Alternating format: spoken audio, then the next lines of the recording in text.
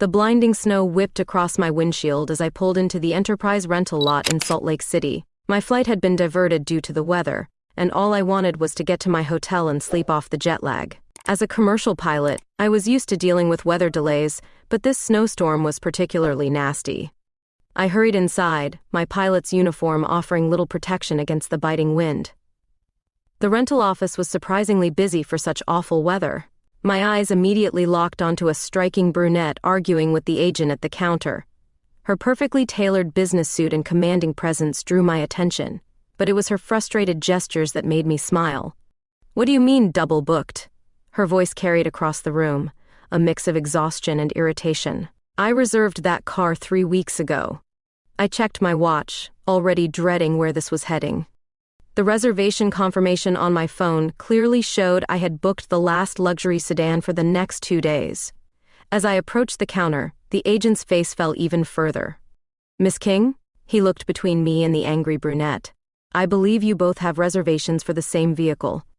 The woman turned to face me, and I found myself staring into the most striking green eyes I had ever seen. For a moment, I forgot about the car situation entirely.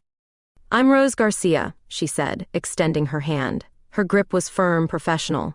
"Apparently, we're fighting over the same car." "Michelle King," I replied, trying not to notice how her perfume cut through the stale office air. "And I really need that car. I have to be at Park City Resort by morning for an important meeting." Rose's eyebrows shot up. "Park City? That's where I'm headed?" The rental agent, sensing an opportunity, quickly interjected. "Ladies, given the storm and our current situation, would you consider sharing? It's the only vehicle we have available, and the weather's only getting worse." I looked at Rose, and she looked at me. The practical part of my brain screamed that sharing a car with a stranger was a terrible idea, but something about her made me want to say yes. "I suppose we could split the cost," Rose offered, her earlier anger softening. "Better than being stranded here." "Deal," I said, perhaps too quickly. "But I'm driving. It's kind of what I do for a living." Rose's lips curved into an amused smile. "Let me guess, airline pilot?" "Guilty as charged." "You?" "Flight attendant, but not today. Today I'm just a very tired woman trying to get to a corporate retreat." As we walked to the car, our shoulders brushing as we both tried to shelter under the narrow overhang, I couldn't shake the feeling that the snowstorm had just blown something unexpected into my life. The way Rose's hand accidentally brushed mine as I handed her the passenger door made my heart skip in a way it hadn't in years. Little did I know that this rental car mix-up would change everything. As I adjusted the mirrors and started the engine, I caught Rose's reflection, watching me with curiosity. The snow continued to fall outside, creating a private little world inside our shared space. "Ready?" I asked, meeting her eyes in the rearview mirror. She nodded, settling into her seat. "Ready as I'll ever be. Just promise not to strand us in a snowbank." I laughed, pulling out of the lot. "Trust me, I'm very good at navigation, though I usually do it at 30,000 feet. The storm raged on outside, but inside the car, something warm was beginning to thaw. The highway stretched ahead like a white ribbon, barely visible through the swirling snow. I kept my grip steady on the wheel while Rose fiddled with the radio, finally settling on a soft jazz station. The music filled our comfortable silence as the miles rolled by. "So, how long have you been flying?" Rose asked, breaking the quiet. 8 years with commercial airlines. Started with small private planes when I was 19. I glanced over at her, noticing how the passing lights caught the green flecks in her eyes. "What about you? How long have you been in the sky?" 5 years, started right after college." She shifted in her seat to face me. "Though I bet your view from the cockpit is much better than mine from the cabin." The conversation flowed easily after that. We discovered we had both worked for different airlines, shared similar travel stories, and even knew some of the same people in the industry. Each revelation felt like uncovering another piece of a puzzle I hadn't known I was solving. As we approached a particularly steep section of road, the snow began falling harder. The windshield wipers could barely keep up, and visibility dropped to almost nothing. "Damn," I muttered, slowing the car to a crawl. "This isn't looking good." Rose leaned forward, peering through the windshield. "There's a town coming up in about 10 miles. Maybe we should stop?" She was right. As much as I wanted to push through, safety had to come first. It was one of the first rules of flying, and it applied just as much on the ground. We found a small motel just off the highway, its vacancy sign glowing like a beacon through the storm. The parking lot was nearly empty, and the neon light cast a warm pink glow across the fresh snow. The motel clerk, an elderly woman with kind eyes, informed us they had only one room left. Rose and I exchanged glances, both too exhausted to care about sharing space. Our room was simple but clean, with 2 queen beds and a view of the mountains that would probably be spectacular if we could see them through the storm. Rose dropped her bag by the window and immediately kicked off her heels. "I'm going to take a quick shower," she announced, grabbing her toiletry bag. "Unless you want to go first?" I shook my head, trying not to watch as she let her hair down from its tight bun. The brunette waves cascaded past her shoulders, and something in my chest tightened. While Rose showered, I sat by the window, watching the snow fall and thinking about how natural this felt. Being stranded with a stranger shouldn't feel this comfortable. When she emerged from the bathroom, wrapped in the hotel robe with her hair damp and curling around her face, I forgot what I was going to say. The steam from the shower had brought a flush to her cheeks, and without makeup, she looked younger, softer somehow. "Your turn," she said, smiling. "The water pressure is surprisingly good." Later, as we lay in our separate beds, talking in the dark about everything and nothing, I found myself rolling onto my side to face her. The space between our beds felt both too vast and not vast enough. "Michelle?" Her voice was soft in the darkness. "Yeah? I'm glad we got double booked." My heart did that skippy thing again. "Me too."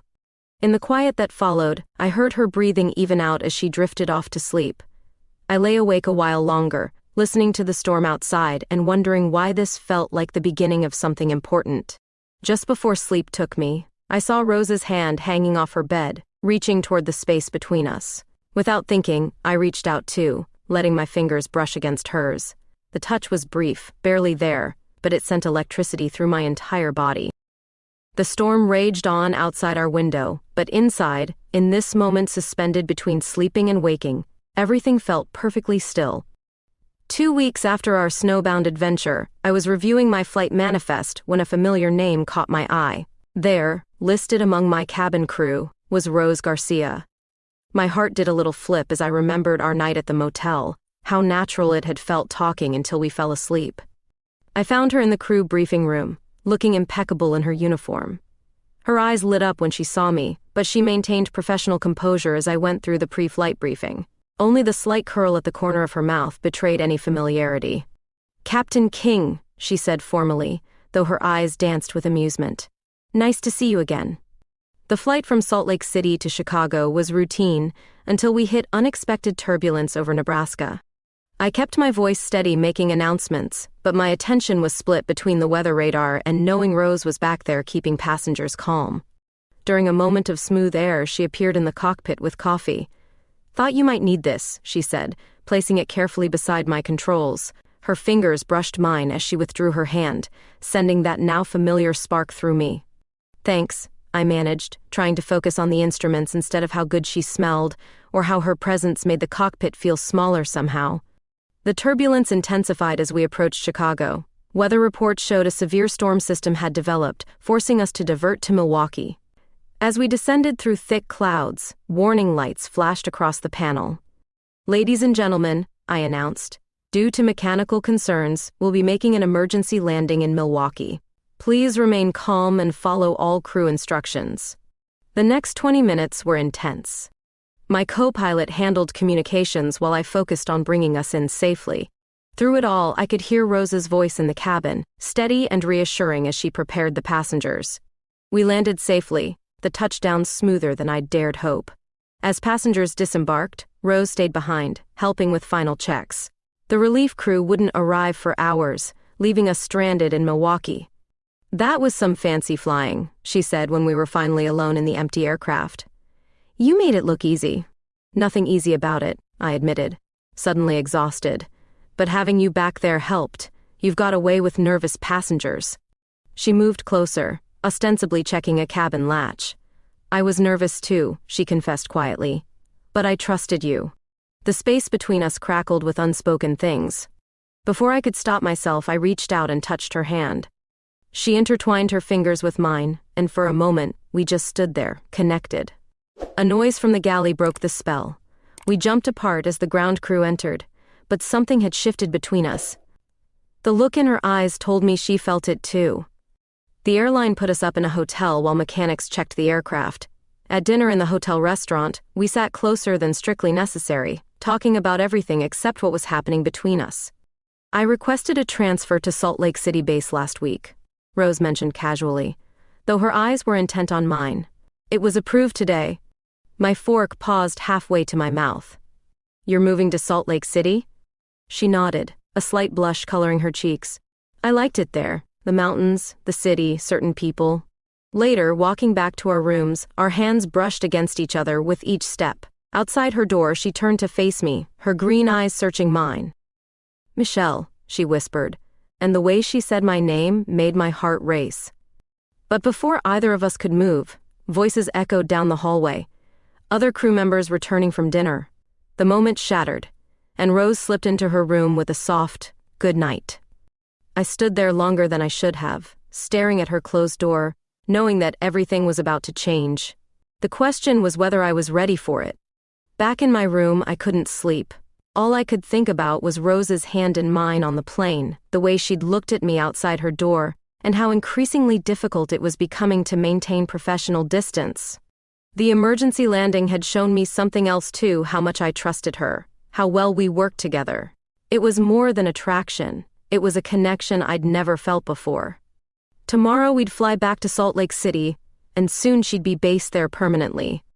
The thought filled me with equal parts excitement and terror, because deep down, I knew this was just the beginning.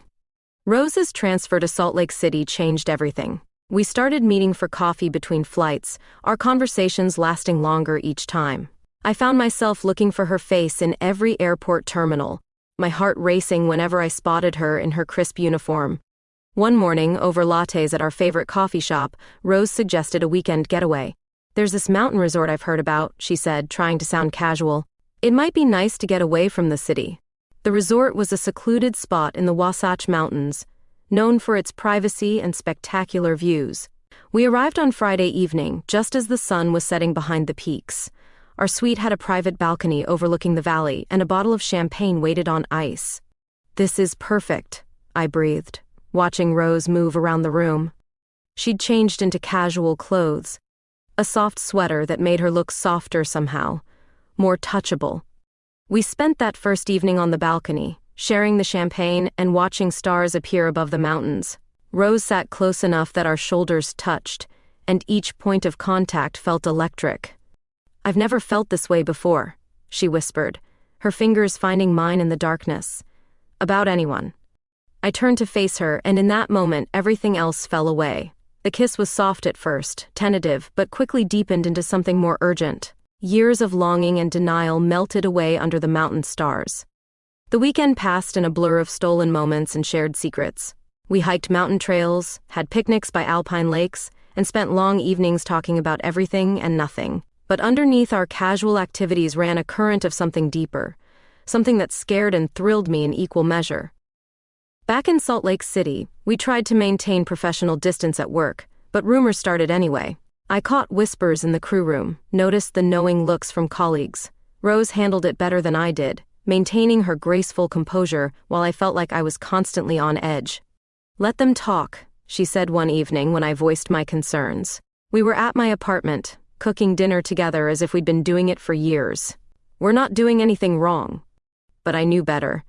Airlines had unwritten rules about relationships between crew members, especially between pilots and flight attendants. The wrong kind of attention could damage both our careers. Still, I couldn't bring myself to step away.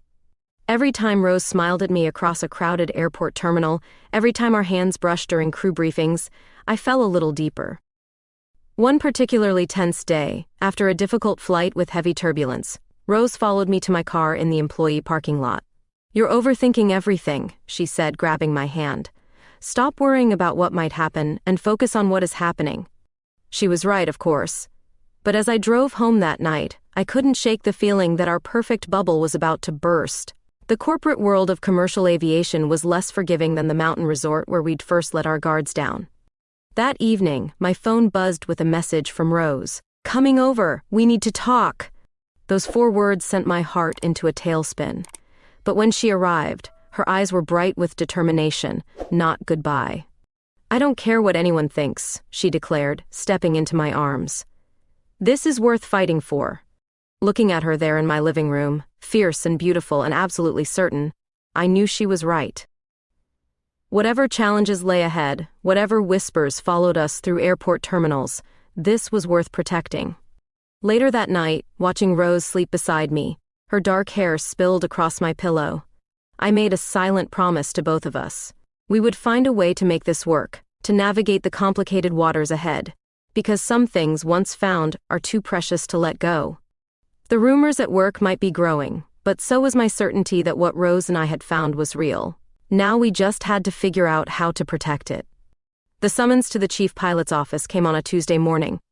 I knew what it was about before I even sat down. The rumors had finally reached management's ears. "Captain King," he began, shuffling some papers on his desk. "There have been concerns raised about your relationship with certain crew members." I kept my face neutral, years of cockpit discipline coming in handy. "I maintain professional relationships with all crew members, sir." He leaned back in his chair, studying me. "Michelle, you're one of our best pilots, but these rumors about you and Flight Attendant Garcia are causing discomfort among some crew members." My heart raced, but my voice remained steady. I wasn't aware that my personal life was relevant to my performance as a pilot. It becomes relevant when it affects crew dynamics. He sighed, looking genuinely uncomfortable. "The company has certain expectations about relationships between flight crew members." That evening, I met my childhood friend James for drinks. We'd known each other since flight school, and he was one of the few people who knew the truth about Rose and me. "They can't actually prove anything," he said, nursing his bourbon, "but they can make life difficult for both of you." I stared into my untouched drink. "I can't lose this job, James, and I can't lose Rose." He was quiet for a long moment, then set down his glass with purpose. "I have an idea. It's crazy, but it might work." The plan was simple, if slightly insane. James would pretend to be my fiancé. He was already a familiar face at airline events, and his position as a corporate pilot meant he understood the aviation world. "It would give you cover," he explained.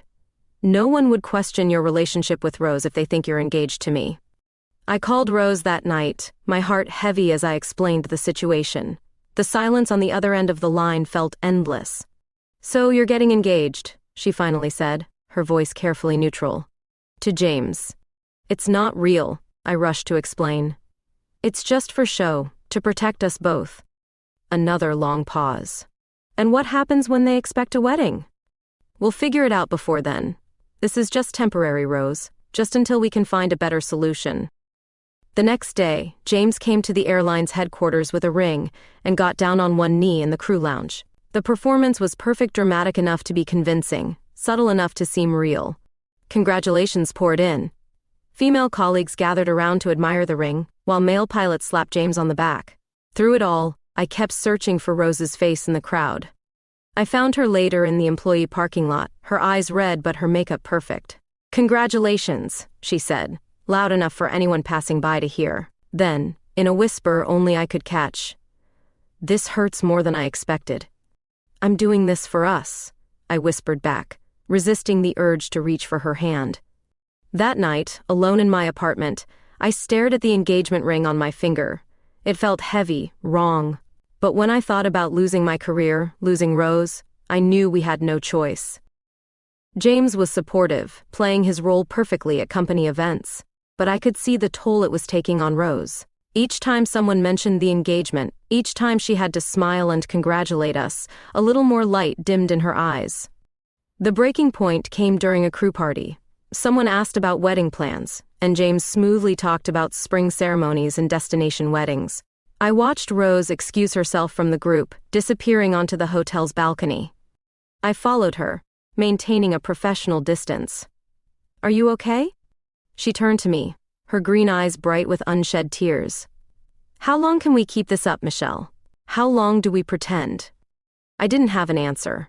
The engagement ring felt like it was burning my finger, but I couldn't see another way out. We were trapped in a web of our own making, trying to protect something precious while slowly watching it slip away. Back inside, James was charming the crew with fictional wedding details. Rose stood beside me, both of us watching the performance we'd created, feeling the distance between us grow with every fake smile and congratulatory handshake.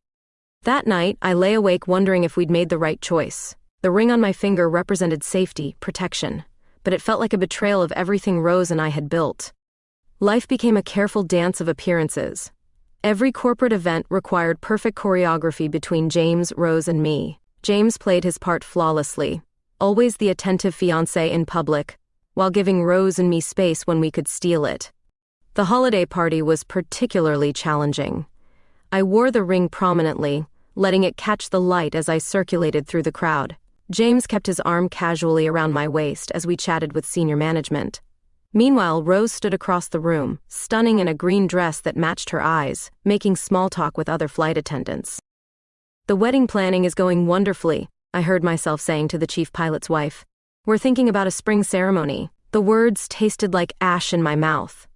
Between flights, Rose and I found moments alone in different cities. Chicago, Denver, Seattle, each offering brief escapes from our carefully constructed facade. Hotel rooms became our sanctuary, where we could finally be ourselves.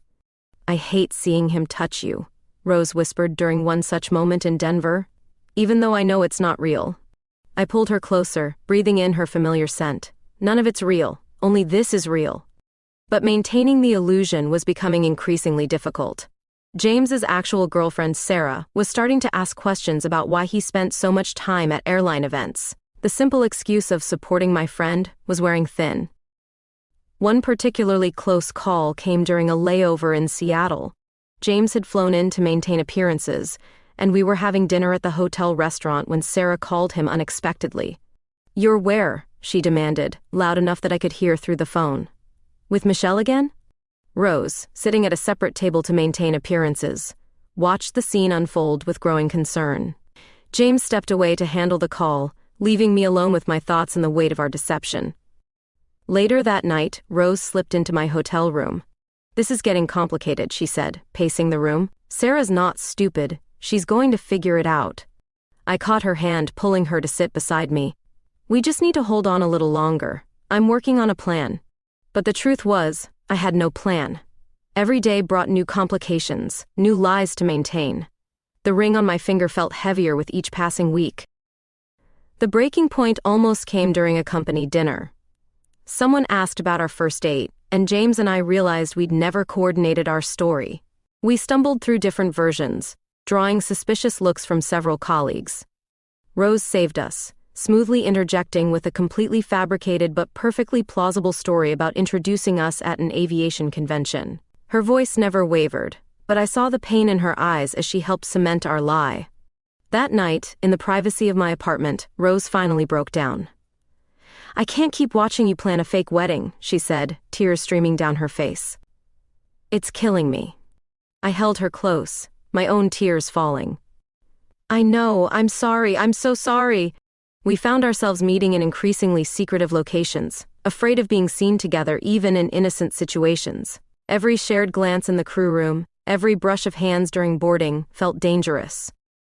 James tried to help by creating opportunities for us to be together, arranging group outings that allowed Rose and me to interact without suspicion, but the strain was showing on all of us. "Michelle," James said one evening after another close call with Sarah, "we need to figure out an exit strategy. This can't go on forever." He was right. The facade was cracking. Sarah's suspicions were growing, and Rose's pain was becoming more evident each day. Even our colleagues were starting to notice inconsistencies in our engagement story. Standing at my apartment window that night, watching the city lights below, I made a decision. We needed to end this before it destroyed everything we were trying to protect. The question was how to do it without losing everything in the process. The ring on my finger caught the light, throwing patterns on the wall. It represented safety, but it had become a prison. Something had to give, and soon. The email arrived during my layover in Dallas. Rose had requested a transfer to United Airlines International Division, based out of Chicago. My hands shook as I read it again and again, willing the words to change. I tried calling her immediately, but it went straight to voicemail. A text followed. "I need some time to think. Please understand." The fake engagement was destroying us faster than any corporate policy ever could. I spent that night pacing my hotel room, the city lights of Dallas twinkling mockingly through my window. Every time I closed my eyes, I saw Rose's face, remembered the pain in her eyes during our last crew briefing. James called the next morning. "Sarah found out," he said without preamble. "About everything. The fake engagement, Rose, all of it." My stomach dropped. "How?" "She hired a private investigator. She's been suspicious for weeks." He sounded exhausted. "Michelle, this has to end." He was right, of course. The whole charade was unraveling faster than we could patch it together. But the thought of losing Rose made it hard to breathe. I finally reached her in Chicago, where she was finishing up a transcontinental flight. "We need to talk," I said when she answered. "There's nothing to talk about," she replied, her voice distant. "I can't do this anymore, Michelle. Watching you with him, pretending it doesn't kill me inside every time someone congratulates you on your engagement. I just can't." "Please," I whispered, "don't leave." The silence on the other end felt endless. "I have another flight," she finally said. "I'll call you later." She didn't call. 3 days passed in a blur of flights and sleepless nights. I went through the motions of my job, but my mind was constantly with Rose. The ring on my finger felt like it weighed 1,000 pounds. I found myself at her apartment door in Salt Lake City, not even sure how I got there. She opened it wearing an oversized sweater I recognized as mine, her eyes red from crying. "You can't be here," she said, but stepped aside to let me in anyway. Her apartment was filled with half-packed boxes. The sight made my chest ache. "You're really leaving? What choice do I have?" She turned away, wrapping her arms around herself. "We're living a lie, Michelle. And the worst part is, I'm starting to forget what's real and what isn't." I moved closer, drawn to her like always. "This is real," I said, reaching for her hand. "Us. This feeling. It's the only real thing in my life right now." She let me pull her close, her body trembling. "Then why does it hurt so much?" We stood there in her half-empty apartment, holding each other while everything fell apart around us. The sound of her heartbeat against mine felt like home, even as it was slipping away. "I love you," I whispered into her hair. The first time I'd said it out loud. She pulled back, tears streaming down her face. "I love you too. That's why I have to go." That night, in the darkness of her apartment, we clung to each other like drowning people. Every touch felt like goodbye. Every kiss tasted like tears. Morning came too soon, bringing reality with it. Rose had a flight to Chicago, and I had a fake engagement to end. The sunlight streaming through her windows made everything feel harsh and final. "Stay," I said as she packed her flight bag. "We'll figure something out." But we both knew it wasn't that simple. The web of lies we'd woven had become too tangled, too suffocating. Something had to break. Watching her walk away at the airport, her uniform perfect as always, I felt something inside me shatter. The ring on my finger caught the morning light, a mocking reminder of everything I stood to lose. I called James from the parking lot. "It's over," I said. "All of it. The engagement, the lies, everything. I can't do this anymore." His relief was audible. "Thank damn. Now what?" Now what indeed? I had no idea how to fix this mess, but I knew one thing: I couldn't let Rose go. Not like this. Not without a fight. The news of Rose's potential move to a rival airline hit me like a physical blow. United Airlines had offered her a senior position in their international division, complete with a significant pay increase and base choice. It was everything she deserved, everything I should want for her. I found out through the crew grapevine, not from Rose herself. That hurt more than the news itself. We hadn't spoken properly since that night in her apartment, communicating only through brief texts and professional exchanges during the few flights we still shared. James was dealing with his own fallout. Sarah had moved out of their apartment, and rumors about our engagement were starting to circulate. People were beginning to question why we never set a date, why we rarely appeared together anymore. "We need to end this officially," James said over coffee one morning. "Sarah's threatening to tell everyone the truth if we don't." I twisted the ring on my finger, the gesture now more habit than meaning. "How do we do it without making everything worse?" "The truth," he suggested quietly. "Or at least, part of it." The pressure to set a wedding date was becoming intense. The chief pilot's wife had even offered to help with planning, cornering me in the crew room with wedding magazines and venue suggestions. I found myself standing outside Rose's apartment again, but this time she wasn't there. Her neighbor told me she was in Chicago for final interviews with United. The thought of her making such a huge decision without talking to me first felt like a betrayal. Back at my apartment, I finally took off the engagement ring. It sat on my coffee table, catching the afternoon light, a symbol of everything that had gone wrong. My phone buzzed with a text from Rose. Got the official offer. They want an answer by Friday. Friday, 3 days. 3 days to either fix everything or lose her forever. I called James. I'm ending the engagement tonight. I don't care about the consequences anymore. His relief was palpable. Want me to be there when you tell everyone? No, I said, suddenly certain. This is something I need to do alone. I wrote a carefully worded email to airline management, explaining that James and I had decided to end our engagement. I cited personal growth and mutual understanding, all the right corporate buzzwords to make it seem amicable and professional. The responses started flowing in immediately: sympathy, surprise, offers of support. But I was only waiting for one response, one reaction that mattered. It came at midnight, a simple text from Rose. I heard about you and James. Are you okay? Instead of texting back, I called her. To my surprise, she answered. Why didn't you tell me about United? I asked, skipping pleasantries. Her sigh crackled through the phone.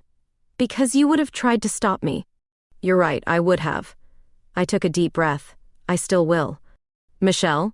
No, listen. I ended the engagement because I'm tired of living a lie. I'm tired of pretending I don't love you. The silence that followed felt eternal. Finally, she spoke, her voice thick with emotion. It's not that simple.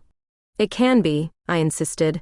We can figure this out, together, just don't accept United's offer yet. I have to give them an answer tomorrow, she said softly. Then give them an answer tomorrow, just make sure it's the right one. After we hung up, I sat in my darkened apartment, the engagement ring still sitting on my coffee table. Tomorrow would change everything, one way or another. The question was whether we were both brave enough to face those changes together. I picked up the ring one last time, then dropped it into an envelope addressed to James. It was time to return more than just jewelry. It was time to reclaim our truth. The anonymous complaint arrived on Human Resources' desk on a Monday morning. It detailed allegations of inappropriate workplace relationships and preferential treatment. Though no names were mentioned, the implications were clear. I was called into a meeting with HR and legal representatives. The conference room felt colder than usual as they laid out the complaints against me.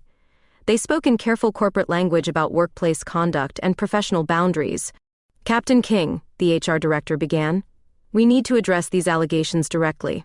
Your recent broken engagement has raised some concerns. I sat straighter in my chair, channeling every ounce of confidence I'd earned in the cockpit. My personal life has never affected my professional performance. Nevertheless, the legal representative interjected, there are questions about certain relationships within your flight crews. The way he emphasized certain relationships made my skin crawl. Before I could respond, there was a knock at the door. Rose walked in, her head held high. I believe I'm also mentioned in these complaints, she said, taking a seat beside me. I'd like to be part of this discussion. The HR director shuffled uncomfortably through her papers. Miss Garcia, this is a private meeting with Captain King. Anything you have to say about our professional relationship can be said to both of us, Rose replied firmly. What followed was 2 hours of careful navigation through corporate politics and veiled accusations. Rose and I maintained our composure, addressing each point with professional detachment, while our feet touched briefly under the table, grounding each other. The support came from unexpected quarters. First, my co-pilot Mark submitted a written statement praising my professionalism and leadership. Then other crew members began speaking up, defending both Rose's and my work ethics. Most surprisingly, James appeared at the airline's headquarters, Sarah by his side. They both testified about the real nature of our engagement, though James cleverly framed it as a misunderstanding rather than a deliberate deception. Michelle and I realized we were better as friends, he explained smoothly to the management team. Any other rumors or implications are simply that, rumors. The legal team spent days reviewing everything. Meanwhile, Rose and I continued flying, maintaining absolute professionalism while whispers followed us through every airport terminal. One evening, after a particularly long flight, I found a group of senior flight attendants waiting by my car. I braced for confrontation, but instead, they offered support. "We've got your back, Captain," their spokesperson said. "Some of us have been fighting these battles for decades." The door to my apartment that night revealed dozens of letters slipped underneath. Messages from crew members across the airline, sharing their own stories of fighting discrimination, of hiding relationships, of finding ways to be themselves in an industry slow to change. Rose called late that night. "United keeps calling," she said. "They're offering more money now. Are you considering it?"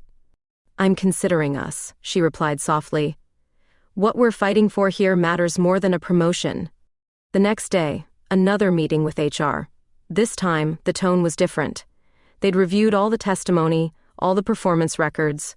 They couldn't find a single instance where our relationship, whatever its nature, had compromised safety or professionalism. However, the HR director stated, "We need to establish clear guidelines moving forward." Rose spoke up then, her voice steady. "We understand the need for professional boundaries. We've always maintained them. What we don't accept is discrimination based on personal relationships that don't affect our work." The legal team exchanged glances. They knew we had support, both from crew members and potentially from civil rights organizations. The airline couldn't afford a discrimination lawsuit. As we left the meeting, Rose squeezed my hand quickly. "We're not done fighting," she whispered. She was right. This was just the beginning of a larger battle. But for the first time since the complaints surfaced, I felt hope. We weren't alone in this fight, and maybe that would make all the difference. That evening, watching the sunset from my balcony, I realized something had shifted. The whispers in the crew room hadn't stopped, but they'd changed tone. We'd shown we could stand our ground without compromising our professionalism. Now we just had to keep proving it, every day, every flight. The press release about my broken engagement hit the airline's internal newsletter first. I wrote it myself, a carefully worded statement about mutual respect and continued friendship with James. What I hadn't expected was the media's interest in a simple broken engagement. Local news picked up the story, focusing on the dynamic female pilot angle. They painted me as a strong, independent woman choosing career over marriage. If they only knew the truth. Rose and I watched the coverage together in my apartment, her head resting on my shoulder. "At least they got one thing right," she mused. "You are pretty dynamic." The media attention brought unexpected allies. Other pilots and crew members began sharing their own stories, not just at our airline but across the industry. Social media buzzed with hashtags supporting workplace equality. James played his part perfectly in public, giving gracious interviews about our mutual decision to end the engagement. Sarah, surprisingly, became one of our strongest supporters, speaking openly about the pressure society puts on women to choose between career and personal happiness. The turning point came during a routine flight to Seattle. A passenger recognized me from the news coverage and asked for a photo with her daughter, a teenage girl interested in aviation. "You're showing her that she can be anything," the mother said, "and that she doesn't have to compromise who she is to succeed." Rose, passing by with the drink cart, caught my eye. We shared a moment of understanding this was bigger than us now. That evening, in our hotel room, Rose finally deleted the United Airlines offer email. "I'm staying," she said simply. "We have work to do here." The next morning, I made the hardest and easiest decision of my life. During the pre-flight briefing with my entire crew present, I spoke my truth. "You've all probably seen the news about my engagement ending," I began, my voice steady. "What you don't know is why. I ended it because I'm in love with someone else, someone who makes me a better pilot, a better person." The crew room fell silent. Rose, standing by the door, stepped forward and took my hand. "If anyone has concerns about flying with us," I continued, "you can request reassignment without any negative consequences." No one moved. Then my first officer started clapping, followed by the rest of the crew. The sound echoed through the small room like thunder. News of my announcement spread through the airline like wildfire. Some colleagues avoided us, but many more offered support. The airline's management, faced with overwhelming positive response from employees, had to reconsider their stance. A week later, they announced new diversity and inclusion training programs. It wasn't perfect, but it was a start. Rose and I continued flying, maintaining our professionalism while no longer hiding our relationship. The sky felt different somehow, more open, more ours. One evening, after a long flight, I found Rose waiting by my car. "Ready to go home?" she asked, reaching for my hand. Home. Such a simple word, but it meant everything. We'd fought for this right to be ourselves, to love openly, to exist without pretense. The media eventually lost interest in the story of the pilot who broke her engagement. They never knew the real story. The story of two women who chose truth over safety, love over convention. As we drove home that night, the setting sun painting the sky in shades of pink and gold, I glanced at my ring finger. The tan line from the engagement ring had faded, replaced by something far more valuable: freedom. Rose caught me looking and smiled. "No regrets?" "Not a single one," I replied, taking her hand. We'd chosen our path, faced our storms, and found our way through. The sky, after all, had always been our home. Now we could fly in it together, without hiding, without fear. 3 months after our public stand, the airline implemented new inclusive policies. The announcement came during a company-wide meeting, where the CEO specifically mentioned our case, though not by name, as a catalyst for positive change. Rose and I sat in the back of the conference room, our hands discreetly linked under the table. Around us, colleagues who had supported us from the start smiled knowingly. Even those who had initially opposed us seemed to have softened their stance. "The sky knows no prejudice," the CEO declared. "Neither should we." After the meeting, the chief pilot pulled me aside. The same man who had once warned me about crew relationships now looked almost apologetic. "You've changed things around here, Michelle," he said quietly. "Both of you have, for the better." Back home, Rose and I started planning our future together. She had officially declined United's offer and received a promotion at our current airline instead. We bought a small house near the airport, with a view of the mountains and landing planes. The house needed work, but we enjoyed spending our off days painting walls and arranging furniture. Each piece we added made it feel more like ours, more like home. One evening, while unpacking boxes in our new living room, Rose found the old engagement ring I'd returned to James. She held it up, catching the light. "Remember when this seemed like our only option?" she asked. I took it from her and set it aside. "Seems like another lifetime ago." We celebrated our first holiday season together openly, hosting a party for crew members who had supported us. James and Sarah came too, now good friends rather than convenient covers.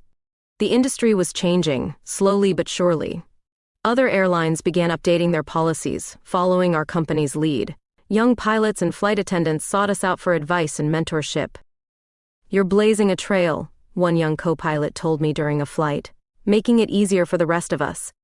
Rose's parents finally came around, inviting us both to family gatherings. My mother, who had been quietly supportive all along, helped us decorate our new home. We still faced challenges, of course. Some crew members still requested not to fly with us, though these requests grew rarer. Occasionally, we caught whispers or disapproving looks in airport terminals. But none of it mattered anymore. We had found our truth, our place in the sky and on the ground. One morning, as we prepared for another flight together, Rose caught me staring at her in the crew room. "What are you thinking about, Captain?" she teased. "About how far we've come," I replied. "About how lucky I am to fly with you." The old engagement ring now sits in a memory box, along with news clippings and letters of support from our colleagues. Sometimes I take it out and remember the fear and uncertainty of those days. But mostly I look forward to more flights together, more sunrises viewed from 30,000 feet, more quiet evenings in our Mountain View home.